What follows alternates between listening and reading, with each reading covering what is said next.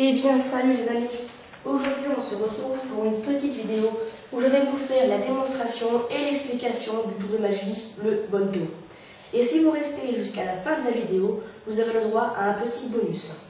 Alors commençons avec la démonstration du Bonto. Déjà, il n'y a rien sous mes gobelets. Et j'ai une petite pièce.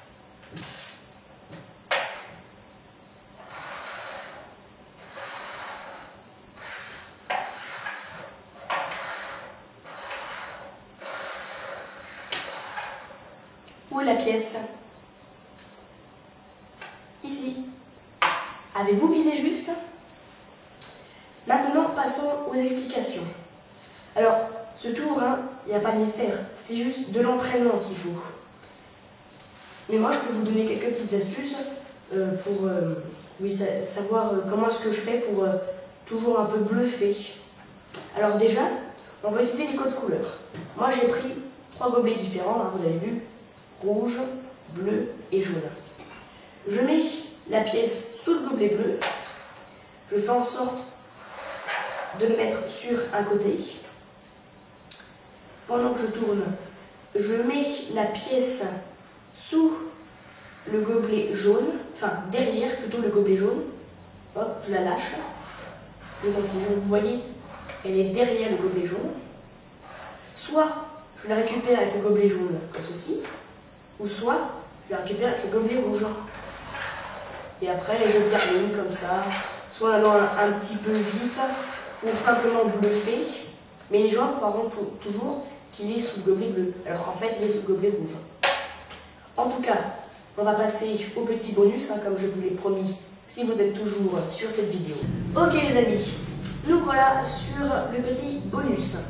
Alors, le petit bonus, c'est donc un jeu qui s'appelle le jeu des petits bâtonnets, qu'on peut trouver assez souvent sur l'émission Fort Boyard.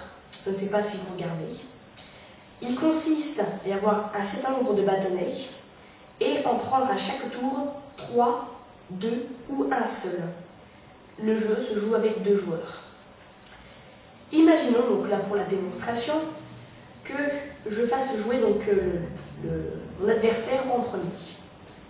Il va prendre 2 bâtonnets. Je vais en prendre 2 aussi. Il en prend 1. J'en prends 3. Il en prend 2. J'en prends 2. Il en prend 1. J'en prends 3. Il en prend 2. J'en prends 2.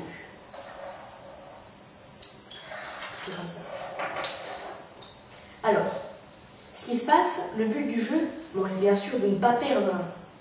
Et comment faire pour perdre? C'est simple. Si vous devez ramasser le dernier bâtonnet, vous avez perdu. Et là, comme je viens de jouer, c'est à mon adversaire de ramasser le dernier bâtonnet. Donc, il a perdu. Pour ce tour, c'est très simple. Enfin, pour ce jeu plutôt. Il faut que vous ayez 21 bâtonnets. 21 précisément. Il faut donc bien sûr qu'à tous les coups, vous fassiez jouer votre adversaire en premier. Et il faut toujours combler son nombre de bâtonnets pour que ça fasse un total de 4. S'il prend 3 bâtonnets, il faut que j'en prenne 1, et ça fait 4. S'il en prend qu'un seul, j'en prends 3, ça fait 4. S'il en prend 2, j'en prends 2, ça fait 4. Jusqu'à ce qu'on arrive à un moment donné à 5 bâtonnets. Et quand vous laissez, par exemple, quand vous venez de jouer et que vous laissez 5 bâtonnets à votre adversaire, vous êtes sûr d'avoir gagné. Il va en prendre 2. Pareil, même technique, vous en prenez 2. Il a perdu. Il en prend 1, vous en prenez 3. Il a perdu. Il en prend 3, vous en prenez 1. Il a perdu. Avec cette technique, vous êtes toujours sûr de gagner au petit jeu des bâtonnets. En tout cas, moi j'espère que cette petite vidéo vous aura plu, qu'elle vous aura été utile pour d'une bluffer vos adversaires avec les bonnes taux et toujours gagner au jeu des bâtonnets. Si ça vous a plu, n'hésitez pas à liker, à vous abonner et une fois cela fait, cliquez sur la petite cloche de notification pour ne rater aucune de mes vidéos. Et moi sur ce, je vous dis à plus tard.